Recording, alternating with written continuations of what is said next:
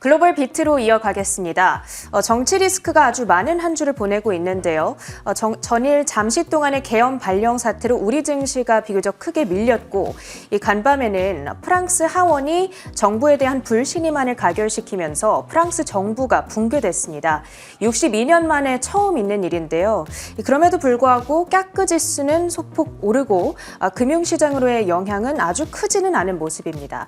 이 와중에서도 미국 증시는 강력한 상승세를 이어가네요. 네, 미국 증시의 흐름은 상당히 좋습니다. 특히나 빅테크주 중심으로 강한 상승세가 확인이 되어서 이제 정말 AI 거품론을 좀 내려둬도 되는 건지라는 생각도 들곤 했는데요. 어떠한 흐름으로 이런 강세가 나타났는지 우선 간밤 미국 증시 마감 상황부터 체린 앵커와 살펴보시죠.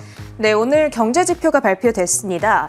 이 미국의 서비스업 업황을 보여주는 지표죠. ISM 서비스업 PMI가 발표됐는데 전달 대비 하락을 했고 예상치 역시도 밑돌았습니다. 그러면서 경제 지표가 안 좋으니까 12월에 금리 인하 한 번 더 해주지 않을까 이 기대감을 자극했고요. 국채 금리가 내려가면서 기술주들이 올랐습니다. 그 덕분에 나스닥 지수가 1.3% 상승하면서 오늘 다시 한번 사상 최고가를 경신했고요. S&P 500과 다우지수 역시도 0.6%의 오름세를 기록하면서 하루를 마무리했습니다. 국채금리 흐름도 좀 보시죠. 현재 금리 선물 시장에 반영되고 있는 12월 스몰컷의 확률은 75.5%까지 올라와 있습니다. 일주일 전에 60%대보다 더 기대감이 높아져 있는 모습을 보실 수가 있는데요. 옆에는 정책금리에 따라 민감하게 움직이는 단기 2년물 금리를 가지고 왔습니다. 보시면 딱 오전 10시 그 ISM 서비스업 PMI가 발표됐던 시점을 기준으로 낙폭을 크게 벌리는 모습이 연출이 됐습니다. 현재 구간에서도 5bp가량 하락하면서 4.13% 선을 지나가고 있는데요. 이 장중에 파월 의장이 지금 미국 경제 우리가 금리 내리기 시작했던 9월보다 훨씬 더 좋아졌다. 그러면서 금리 인하 속도 조절 가능성을 시사했음에도 불구하고 그 낙폭을 잘 유지하고 있는 모습까지 확인이 되고 있습니다. 히트맵을 열어서 종목들 분위기도 보실 텐데요. 지금 여러 IB들이 연말까지 미국 증시 더 오를 것이다 라는 낙관적인 전망들을 내놓고 있죠. 그러면서 산타 랠리에 대한 기대감이 한껏 들떠 있는 상황입니다. 거기다가 새롭게 발표되고 있는 기술주들의 실적이 그 기대감을 더욱더 부추기고 있는데요. 오늘은 거기다가 국채금리가 내려갔다라는 점까지 이렇게 기술주 투심에 불을 지피는 모습이었습니다. 엔비디아가 3.3%의 강세, 그리고 소프트웨어 인프라 테마 내에서도 오라클, 어도비, 팔로알토 등의 종목들이 일제히 급등세를 연출하는 모습이었습니다. 특히 가장 강했던 종목으로는 세일즈포스, CRM이라는 티커를 가지고 있죠. 고객 관리 소프트웨어를 제공하는 회사가 되겠습니다. 전일 장 마감 후에 실적을 발표했는데 사실 EPS 그리고 매출 가이던스가 기대치를 밑돌았거든요. 하지만 지난 분기 매출액이 94억 4천만 달러로 전년 대비 8% 급증을 했고 또 기대치를 웃돌았다라는 점, 그리고 운영 마진 역시도 33.1%로 좋았다라는 점이 오늘 세일즈포스의 주가를 밀어 올렸습니다. 거기다가 최근에 출시한 AI 플랫폼의 수요가 강하다라는 사측의 코멘트까지 전해졌고요. 그 덕분에 세일즈포스는 10% 상승 마감을 지었습니다. 그 밖에 빅테크 소식들이 있었는데요. 이 애플이 아마존의 AI 칩을 검색 서비스에 사용하고 있다 이렇게 밝혔습니다. 그리고 앞으로 애플 인텔리전스의 훈련에도 아마존의 칩을 사용하겠다는 계획을 밝혔는데요. 이 소식에 따라 아마존의 주가는 2%대의 오름세를 나타냈고요. 구체적인 협력 관계에 대한 내용은 잠시 후 외신 파트에서 정리를 해드리겠습니다. 그리고 헬스케어 섹터 내에서는 일라이릴리의 주가가 환한 초록불을 켜고 있습니다. 앞서서도 들으셨겠지만 이 릴리의 비만약 젯바운드가 노보노디스크의 위고비보다 더 뛰어난 효과를 보여준다. 이런 시험 결과가 전해졌습니다. 젯바운드를 복용한 사람은 72주 동안 22kg을 뺐다고 하고요. 위고비를 복용한 환자는 15kg을 뺐다고 하죠. 퍼센테지로 따지자면 이 젯바운드의 체중 감소의 폭이 47%나 더 컸다고 합니다. 젯바운드의 우위를 보여주는 가장 구체적인 시험 결과가 전해지게 된 건데요.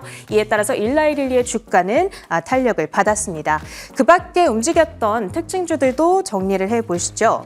첫 번째로는 마벨 테크놀로지입니다. AI 붐에 올라탄 또 다른 기업이 되겠는데요. 흔히 반도체 설계 기업이다 이렇게 표현을 하지만 정확히는 AI 데이터 센터에서 데이터 간의 전송 효율을 높여주는 데이터 처리 장치죠. DPU를 만들고 있는 회사가 되겠습니다. 그러다 보니까 일찍이 AI 관련주로 시장의 주목을 받았고요. 보시면 매출액과 EPS 모두 기대치를 웃도는 수준으로 발표가 됐습니다. 특히나 데이터 센터 매출액이 전년 동기 대비 2배 폭증을 하면서 역시나 AI에 대한 수요가 강력하게 이어지고 있구나. 이 사실을 다시 한번 증명해냈습니다. 주가는 23.2% 급등한 118달러 선에 거래를 마쳤습니다. 다음으로는 퓨어 스토리지입니다. 데이터 스토리지 기술 업체인데요. 이름을 밝히지는 않았습니다만 톱4 하이퍼스케일러와 계약을 맺었다. 이렇게 발표를 했습니다. 하이퍼스케일러라고 하는 것은 이 대형 AI 데이터 센터를 가지고 있는 클라우드 제공업체들을 말하는 건데요. 대표적으로 현재 마이크로소프트, 아마존, 알파벳, 메타 등의 기업들이 있잖아요. 익명이다라고 하기는 했지만 대충 이 가운데에 고객이 있지 않겠냐. 이렇게 현재 추정이 되고 있는 상황이죠. 주가는 22%의 폭등으로 화답을 했습니다. 다음으로는 사이버 보안 기업입니다. 옥타인데요. 대표적으로 한 번의 로그인으로 모든 서비스를 이용할 수 있는 싱글 사인온 이것을 지원하고 있는 기업이다. 이렇게 보시면 되겠습니다. 매출액이 전년 동기 대비 14% 급증을 했고요. EPS가 61센트로 예상치를 안정적으로 웃돌았습니다. 그 덕분에 주가는 오늘장 5.4% 뛰어오른 86.1달러 선에 거래를 마쳤습니다. 마지막 종목까지 봅니다. 로쿠 스트리밍 업체에 해당하는데요. 니드엠 측에서 오늘 올라온 의견입니다. 공화당의 규제기관 장악으로 내년에 아주 높은 프리미엄을 받고 인수될 가능성이 높아졌다. 과연 실제로 이러한 인수가 일어나게 될지 지켜보셔야겠는데요. 일단 오늘장 주가는 9.5% 급등 반응을 나타냈습니다. 특징주 마무리하고요. 주요 외신들 살펴보시죠. 네, 글로벌 헤드라인 소식입니다. 이번 주 미국 증시 내에서는 정말 많은 고용 지표 그리고 경제 지표를 소화하는 게 또 중요한 과제 중에 하나일 것 같습니다. 간밤에는 ADP 측에서 민간 고용이 공개가 되었고요. 이뿐만 아니라 ISM, PMI 서비스 지수 그리고 파월 의장의 발언까지 있었습니다. 어떠한 내용일지 자세히 살펴보도록 하겠습니다. ADP 전미 고용보고서에 따르면 11월 민간 고용은 14만 6천 명 증가한 것으로 나타났습니다. 이 수치는 하향 조정된 직전월 수치와 비교해도 증가폭이 둔화됐고 시장의 예상치를 하회하는 수준입니다. 이에 ADP 수석 이코노미스트는 11월 고용 성장세는 전반적으로 건강했지만 산업별 결과는 혼조였다며 특히나 제조업이 올해 봄 이후 가장 약했고 이에 비해 금융 서비스와 여가, 접객 부분은 완만해졌다고 전했습니다. 이렇게 ADP 측에서 전한 고용보고서를 확인을 해보면요. 지금 시장의 예상치를 하회하는 수준, 그리고 특히나 전월 대비해서도 적은 수준이 공개가 되었습니다. 그리고 이 안에서 특히나 또 제조업 부분이 좀 둔화되고 있다라는 점이 확인이 되었는데 이러한 수치상의 숫자를 보고 그렇다면 고용시장이 좀 둔화된 게 아니냐라는 우려감이 조금은 일기도 했습니다.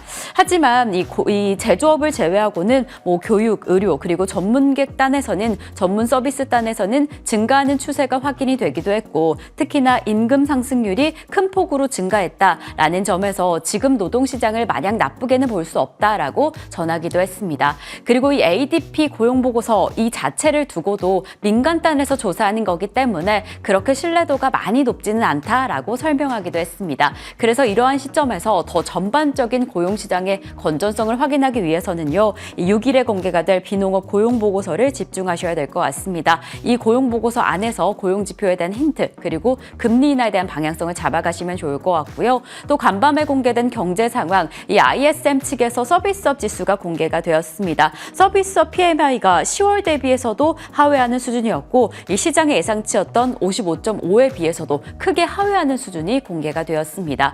그럼에도 불구하고 여전히 50 이상이라는 점, 그러니까 경기의 확장세를 의미한다는 점에서 시장은 큰 충격을 받지 않았고요. 그리고 이렇게 지표에서 보시다시피 이 5개월 동안 계속해서 확세를 이어가고 있다는 점에서 지금 54개월 동안 51개월이나 확장세를 보인다는 점은 지금 시장이 긍정적이다라고 보고 있습니다. 특히나 서비스업 측면에서도 지금 전반적인 기업 활동의 성장세를 이끌고 있다는 점을 긍정적으로 보고 있습니다. 자, 이렇게 간밤에 쏟아진 경제 지표들이 왜 중요한가라고 한다면 결국에는 금리 인하에 대한 힌트를 잡아가는 게 아주 중요하기 때문인데요. 이 간밤에는 또 파월 의장이 발언을 했습니다. 이번 발언이 이 FOMC 12월 그 전에 있을 마지막 발언이 될 수도 있기 때문에 아주 중요도를 더 높게 보고 있는데요.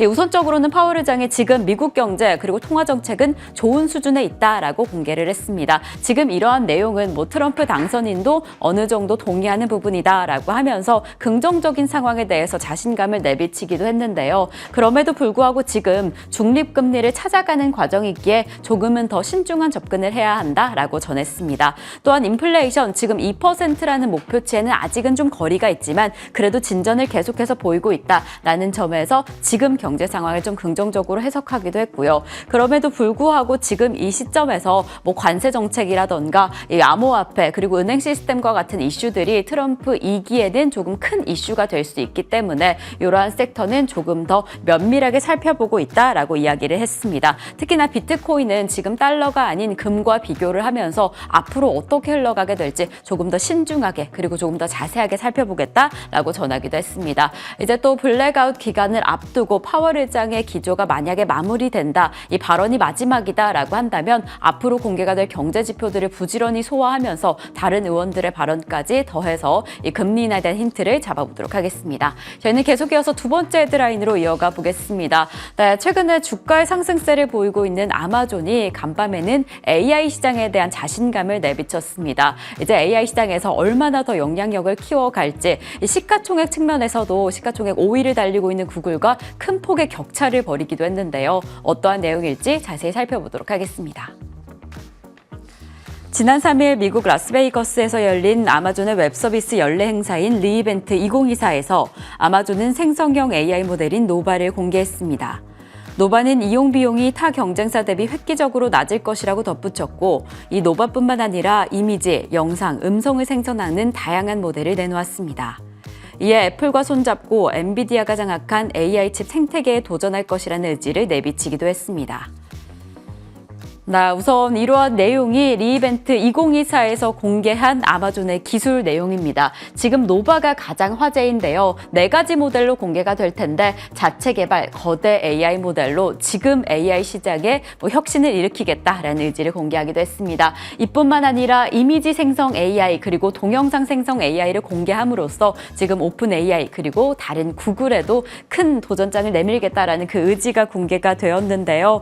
이렇게 지금 AI 시장 안에서 어찌 보면 선두를 차지하고 있는 기업들의 새로운 기술들이 어떠한 변혁을 일으킬 수 있을지 상당히 주목이 받고 있는 상황입니다. 사실 이러한 새로운 기술뿐만 아니라 간밤에는 자체 개발한 인공지능 칩을 지금 애플이 사용한다라는 소식이 전해지면서 주가를 상당히 끌어올린 건데요. 역대 최고치를 경신하기도 했습니다. 그러니까 애플도 우리 AI 칩을 쓴다라고 하면서 지금 시장 기대해도 좋겠다라는 의지를 밝힌 겁니다. 그리고 특히나 이 애플 인텔리전스 학습에도 아마존 트레니엄 2를 사용하겠다라고 전했는데요. 이미 지금 사전 평가에도 지금 50% 이상의 효율성이 개선된 상황을 확인을 하면서 지금 이미 기술 진전도 상당하고 바로 적용되기에 무리가 없다라는 자신감을 내비쳤습니다.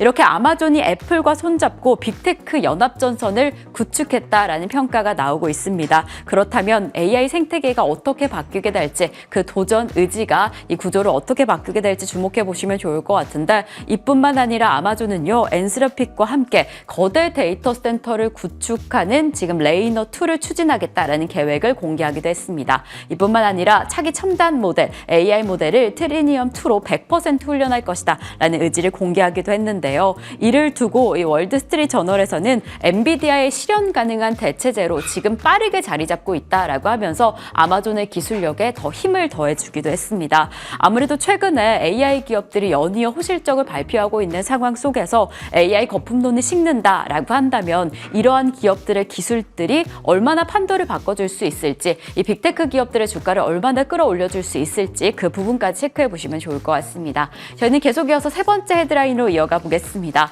아무래도 계속해서 화제를 받고 있는 트럼프의 내각 구성, 이 간밤에는요 비트코인 그리고 이 무역과 관련해서 트럼프의 힘을 더 더하기도 했습니다. 어떠한 임명이 공개되었는지 자세한 부분 체크해 보겠습니다.